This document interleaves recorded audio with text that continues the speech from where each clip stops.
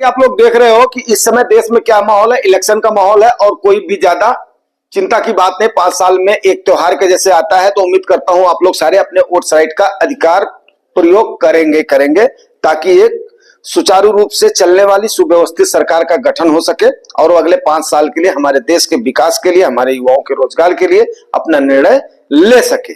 ठीक है ना।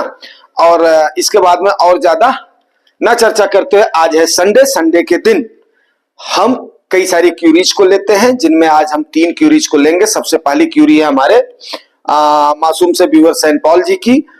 और सेंट पॉल जी, मैं आपको एक बात बता दूं कि जैसा कि मैंने आपको पहले ही गेस कर लिया था, आप एक न्यू कमर हैं इन द मार्केट और कई सारे लोगों की समस्या होगी जो कि चढ़ती हुई मार्केट में आ जाते हैं, फिर उसके बाद में जब गिरावट का फेज या कंसोलिडेशन का फेज शुरू होता है तो उनको वहां पर क्या हो जाता है, बोरियत महसूस होने लगती है। ऐसे समय पर आपके लिए सलाह यही है कि आपको बोर नहीं होना है। 2 बार आपने 2 चीजें बोला था, एक तो हम चद्दर तान के सो जाएंगे, यह साफ डेफिनेट है, चद्दर तान करके सो जाइए, आपको चिंता लेने की जरूरत नहीं। जब तक आप रिडीम नहीं करेंगे अपने पैसे को, तब तक आपका पैसा कहीं पर भी भागा नहीं जा रहा है। ठीक है ना। और उसके बाद में इसीलिए आपसे लॉन्ग ड्यूरेशन माना जाता है, क्योंकि आपको पता है कि डिमांड और सप्लाई और प्रोडक्शन के ऊपर ही पूरी मार्केट चलती है। इस प्रकार के छलावे में आने की कोशिश में ना रहे। जो लोग छलावे में आते हैं या ये देख करके आते हैं इतना रिटर्न बन रहा है, वो डेफिनेट है अपना नुकसान करते हैं और मार्केट में टिक नहीं पाते हैं। फिर जाने के बाद में बोलते हैं कि ये तो खराब है, यहाँ पे जाने की जगह नहीं है। बट आप ये उम्मीद करें कि जब तक आप यहाँ पर टिके रहेंगे, जमे रहेंगे, तो फिर ऐसा नहीं है आप नुकसान लेकर के नहीं जाएंगे। म्यूचुअल फंड है, डायरेक्ट शेयर आपने कोई खरीदा नहीं हुआ है। ठीक है ना। उम्मीद करता हूं बात आपको समझ में आ गई होगी। और अपनी एसआईपी को पक्का कंटिन्यू रखिएगा, पॉज नहीं करिएगा, चाहे मार्केट अप हो चाहे राइट हो। बेशक कम पैसे की करें, मैं क्या बोल रहा हूं, बेशक कम पैसे की करें, इस चीज को पक्का नोट कर लें। ठीक है ना। अगली क्यूरी जो है वो हम लेते हैं, करंट क्यूरी है, वो है एसबीआई टेक्नोलॉजी फंड से रिलेटेड है। हमारे एक व्यूअर ने पूछा है, तो काफी दिन पहले इन्होंने पूछा था। अभी उसके डिटेल में जाने से पहले प्रदीप जी हैं, sir your view on SBI technology fund long term investment. यार देखो, एसबीआई टेक्नोलॉजी फंड की बात करूं या किसी भी टेक्नोलॉजी फंड की बात करूं, ये टेक्नोलॉजी फंड का एक फेज आया था। हालांकि टेक्नोलॉजी एक बहुत ही आम सेक्टर है, इससे डिनाई नहीं किया जा सकता। 2 सेक्टर्स पर मैं हमेशा बुलिश रहता हूं और सलाह देता हूं। एक है आपका एनर्जी सेक्टर, जो कि सदाबहार सेक्टर है, दूसरा है टेक्नोलॉजी सेक्टर। बाकी सेक्टर्स हो गए जैसे इंफ्रास्ट्रक्चर के लिए लोग कितने दिनों तक लोगों ने इंतजार किया है, एल&पी वगैरह में कितने दिनों तक लोगों ने इंतजार किया, तब जाकर के उनकी बहार आई है। अभी अगर गवर्नमेंट आती है तो फिर वो कई गुना रिटर्न देंगे। बट टेक्नोलॉजी फंड का इन द सेंस मैं आपको बोलूं, सिलिकॉन वैली सिटी जो हमारी मंगलौर है, या और जगहों पर जो हमारी टेक्नोलॉजी की इंडस्ट्रीज लगी हुई हैं, काफी सारी लगी हुई हैं, जिनमें मेन का मैं नाम लेना चाहूंगा। आपका इन्फोसिस हो गया, एचसीएल हो गया, आपका टीसीएस हो गया, आपका विप्रो हो गया, एटसेट्रा। ये कई सारी ऐसी कंपनियां हैं। बाकी मिड कैप की कंपनियां, ये मैं लार्ज कैप कंपनियों की बात कर रहा हूँ। मिड कैप की कंपनियां हैं आपकी, स्मॉल कैप की कंपनियां हैं आपकी। तो टेक्नोलॉजी का भविष्य तो उज्जवल तो है ही है, क्योंकि टेक्नोलॉजी से हम आप एक दूसरे से बात कर रहे हैं। लेकिन रही बात कि कोविड के टाइम पर, कोविड के बाद 2000 अक्टूबर 2021 तक जो स्पाइक या जो बूस्ट टेक्नोलॉजी सेक्टर में आया था, वो हमें रिसेंट फ्यूचर में नहीं दिखाई देगा। कब तक नहीं दिखाई देगा, ये मान करके चलिए, मेरा यह मानना है कि तकरीबन आपको ये 1.5 से 2 साल अभी नहीं दिखाई देगा। क्यों? जब तक आप खुद सोचिए कि कहां यूएस की 0% इंटरेस्ट पर उन्होंने अपना पैसा नागरिकों को दिया था, कहां आज 5.5 से 6.25% के इंटरेस्ट रेट पर उनका पैसा नागरिकों को दिया हुआ है। यूएस की बॉन्ड डील की कहानी आपको पता ही है। और यूएस के रेट कट की मैं आपको बताऊं कि मैं पक्का श्योर हूं, कोई भी फाइनेंशियल पंडित नहीं बोल रहा है, लेकिन 4 कट तो इस साल में नहीं लगेंगे, बट 2 कट के लिए आई एम श्योर कि 2 कट तो लगने। उसके रीजन 2 हैं। बाय द वे, कहीं ना कहीं कोई एक तो इलेक्शन आने वाला है, उसकी वजह से उन्होंने करना ही पड़ेगा। दूसरा, कहीं ना कहीं कोई सीनरियो और गड़बड़ हुआ तो उसकी बनस्पति अभी उनके लिए रेट कट करना एक अच्छा समय है, तो उसको इग्नोर नहीं करेंगे। लेकिन ये थोड़ा सा अपर लेवल की बातें हो जाती हैं, म्यूचुअल फंड में वो बात करना उचित नहीं है, बट ये कट होगा, कट होगा। दूसरा, हाँ, टेक्नोलॉजी के संदर्भ में मैं आपको बता रहा हूं कि एसबीआई टेक्नोलॉजी आपका तकरीबन जितनी भी, चाहे वो टाटा की टेक्नोलॉजी फंड हो, चाहे वो आपका आईसीआईसीआई का टेक्नोलॉजी फंड हो, चाहे आपका एसबीआई का टेक्नोलॉजी फंड हो, ये सारे तकरीबन सेम दौर में एक दूसरे को अपना डिफीट करते रहते हैं। डिफीट मतलब फ्लिप करते रहते हैं एक दूसरे को। अच्छे फंड्स हैं, कोई इसमें दो राय नहीं है। एंड अगर आपने इसमें टाइमली इन्वेस्ट किया होगा, 1 साल से पहले इन्वेस्ट किया होगा, तो 10-12% रिटर्न आपको दिख रहा होगा। अगर आपने 1 साल के अंदर में किया होगा तो हो सकता है कुछ कम दिख रहा हो, ठीक है ना। अब इसके फ्यूचर को लेकर के आप इसको होल्ड करें या आप इसको स्विच कर जाए या रिडीम कर जाए, तो इसमें मैं आपको यही बोलना चाहूंगा कि जैसे ही यूएस के हालात सुधरेंगे और वहां पे जो हमारी कंपनियां अच्छा करना शुरू कर देंगी, तो यस, आपको इसमें अच्छा खासा ग्रोथ दिखाई देगा। तो अगर आपको होल्ड करने की कैपेसिटी है तो टेक्नोलॉजी फंड को आप होल्ड कर सकते हैं, क्योंकि ये सेक्टर काफी अच्छा सेक्टर है।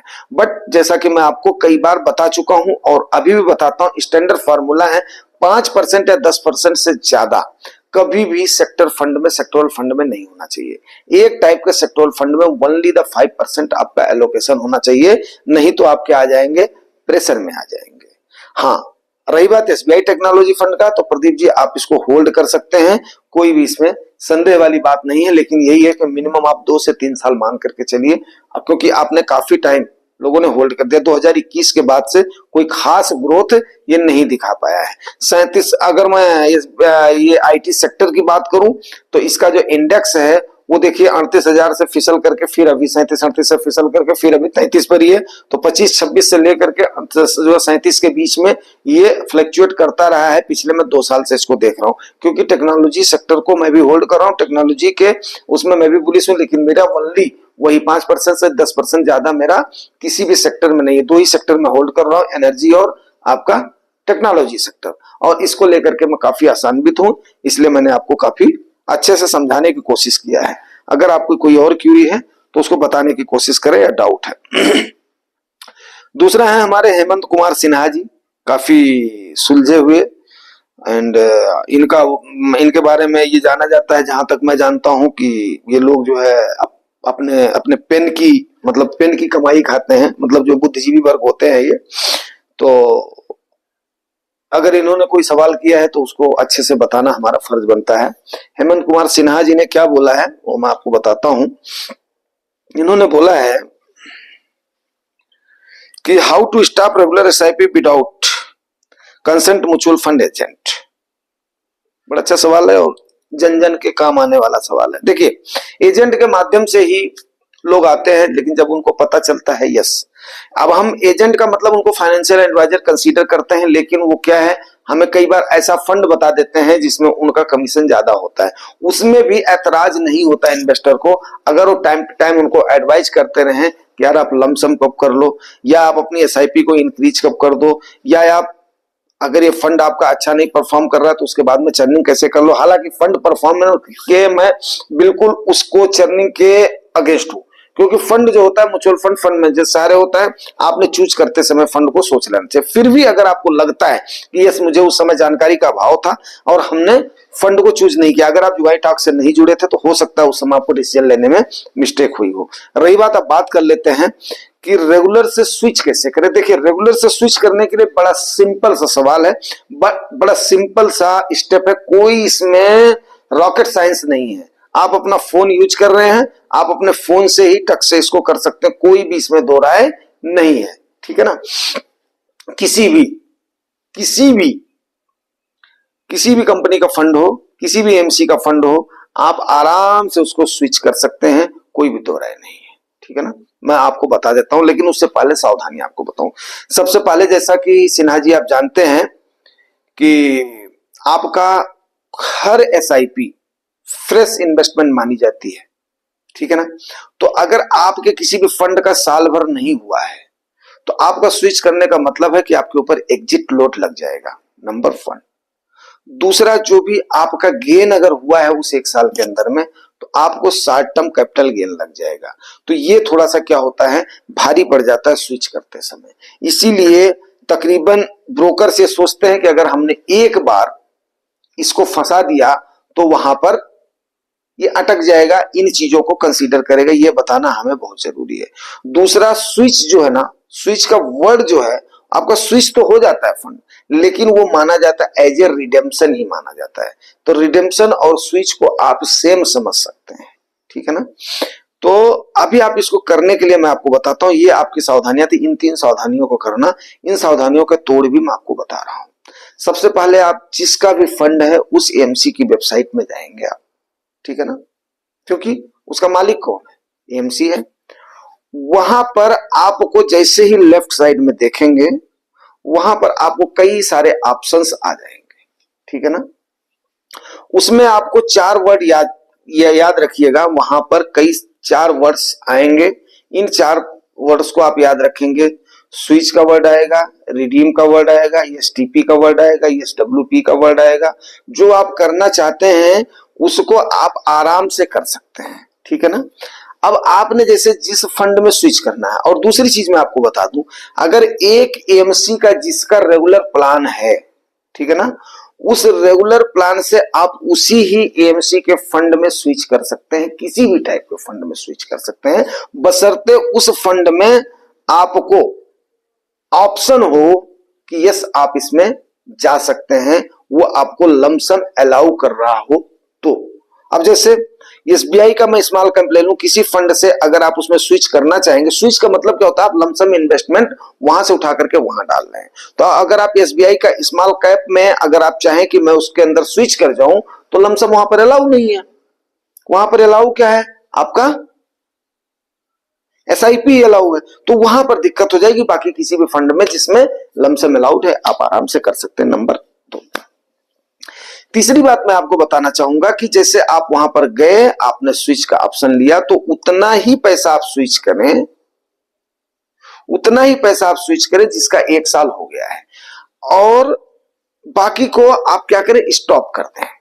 स्टॉप करना मस्ट है, ये ध्यान रखिएगा, स्टॉप करना मस्ट है। अगर आप स्विच कर जाएंगे और आप उसको स्टॉप नहीं करेंगे फंड को, ठीक है ना, अगर आप उसको स्टॉप नहीं करेंगे तो क्या होगा कि आपकी फ्रेश एसआईपी आती रहेगी। तो सबसे पहला काम, आप एक काम करें कि आप उसको स्टॉप कर दें, जिसमें आप अपनी, जिस फंड में आप अपनी एसआईपी शुरू करना चाह रहे हैं उसमें एक डायरेक्ट फंड स्टार्ट कर दें। एक तो तरीका ये हो गया। दूसरा ये हो गया, इसमें आपका फायदा क्या होगा, सपोज करो जैसे इस समय मार्केट पीक पर के आसपास है तो कोई दिक्कत नहीं है। अगर यही मार्केट डाउन के समय पर रहती है, तो जैसा कि हम लोगों ने करा था एक समय पर, सारे से हमने भी स्विच करा था, तो स्विच करने के समय, बिल्कुल मैं ओपन बोलता हूं, हमने भी स्विच करा था, हमने भी कभी मतलब ब्रोकर और उसके उसमें थे, तो मैंने जो पर्सनली क्या किया था, सारे को स्टॉप कर दिया था। स्टॉप करके अपने चॉइस का फंड ले लिया था, डायरेक्ट फंड ले लिया था। उसके बाद में उसको हमने क्या किया था, 1 साल की मैच्योरिटी होने दिया था। मीन्स क्या है कि हमने उसको एक अगले एटीएस पर आने दिया था, ठीक है। अगले एटीएस पर आने के बाद में फिर हमने सोचा ठीक है, उसमें हमारा अच्छा खासा चलने लगा, और हाँ कुछ हमने स्विच भी किया है, स्विच किया है, 2-3 फंड्स में स्विच भी किया है। स्विच करके उसके बाद में उसको हमने डायरेक्ट में कन्वर्ट कर दिया है। डायरेक्ट में कन्वर्ट कर दिया है तो मैं अपने एक फंड का नाम भी बताना चाहूंगा, जो कि एक्सिस हमारा मिड कैप फंड होता है। आज के समय काफी अच्छा परफॉर्म कर रहा है, बीच में वो काफी बुरे दौर से कर रहा था, अब गुजर रहा था वो, तो इस समय तो सारे मिड कैप अच्छा ही कर रहे हैं। इसीलिए मैं बोलता हूं कि जब लहर आती है ना तो सारे फंड अच्छा करते हैं, ठीक है। तो अभी बात कर लेते हैं उस पे मुद्दे की जो हम उसकी कर रहे हैं, स्विच की कर रहे हैं। तो आप उस समय जब आपने स्टॉप कर दिया, स्टॉप का मैसेज आ गया, उसी दिन आप क्या करें, एसआईपी का कर दे, ज्यादा से ज्यादा। जैसे मिरई आपका हो गया, 1 महीने का टाइम लेता है। एसबीआई आपका हो गया, देन एंड देयर स्टॉप हो जाती है, अगली एसआईपी नहीं करती है। एक्सिस का आपका हो गया, वो भी देन एंड देयर स्टॉप कर देता है, अगला नहीं करता। मेरे ही वाला क्या बोलता है, नहीं मैं अगली एक एसआईपी काट करके फिर उसके बाद में आपका इसको स्टॉप करूंगा। तो इस प्रकार से कई सारे हमने भी किए हैं, स्विच वगैरह किए हैं, तो कोई ये नई बात नहीं है, आप आराम से कर सकते हैं। अगर आपको फिर भी, लेकिन ये सावधानियां आप जरूर बरतेंगे, क्योंकि उस समय एग्जिट लोड और जो है STCG, short term capital gain, वो अगर लगता है तो थोड़ा सा क्या होता है, आदमी नुकसान में चला जाता है। एक तो रेगुलर में ऐसे ही हायर फीस दे रहा है, फिर एग्जिट लोड लग जाता है, फिर उसके बाद में STCG लग जाता है। तो उसको अवॉइड करना सबसे पहली चीज है, वो बताना आपको। बाकी तो आप अपने फोन से कर ही लोगे। अगर आप नहीं कर पा रहे हो तो फिर मेरे को बताइए कि मैं स्टेप बाय स्टेप आपको समझा दूंगा। लेकिन उसके लिए आपको सिन्हा जी ये बताना पड़ेगा कि इस AMC का और ये फंड है, ठीक है ना, इस AMC का ये फंड है और मैं उसके बाद में इस फंड में रिडीम करना चाहता हूं, तो डेफिनेट है आपको बता दूंगा। उम्मीद करता हूं आप सबको आज ये क्यूरीज का सेशन अच्छा लगा होगा। और अभी देखते हैं कल मार्केट कहां पे जाती है। कल मार्केट का सिनेरियो जो है, जो क्रूड ऑयल प्राइस पर डिपेंड करेगा, खाड़ी वार की सिचुएशन पर डिपेंड करेगा, अमेरिका की बॉन्ड यील्ड पे जो डिपेंड करेगा, और डिपेंड करेगा जो हमारे मार्केट के कंपनियों के हमारे क्वार्टर एंडिंग 4 के नतीजे आने वाले हैं। तो इन सारी चीजों पर डिपेंड करेगा। एंड एक रूट और अफेक्ट करेगा, जो मॉरिशस रूट का जो सरकार ने मतलब इंटरिम गवर्नमेंट बनाने से पहले उनके ऊपर चाबुक चला दिया था, तो उस पर भी डिपेंड करेगा। तो ये 4-5 सिनेरियो हैं जिसके ऊपर डिपेंड करेगी। फिर भी हमने क्या करना है, लमसम जो करना है तभी सोचना है, नहीं तो SIP करना है, तो हर फन मौला इन्वेस्टमेंट करना है। हर फन मौला इन्वेस्टमेंट पे हमने एक वीडियो भी आपको डाला हुआ है। तो उम्मीद करता हूं ये सारी जानकारी आपको फायदेमंद लगी होगी। अगर फायदेमंद लगी है तो यार पुरस्कृत जरूर करना, और पुरस्कार आपके हाथ में है, पैसा कहीं नहीं लगता है, ठीक है ना। पैसे की मैं बात ही नहीं करूंगा, बस वही लाइक शेयर सब्सक्राइब एंड अपनी जिज्ञासा को कमेंट के रूप में व्यक्त करें। जुगानी भैया बैठे हैं आपको जवाब देने के लिए। शुक्रिया।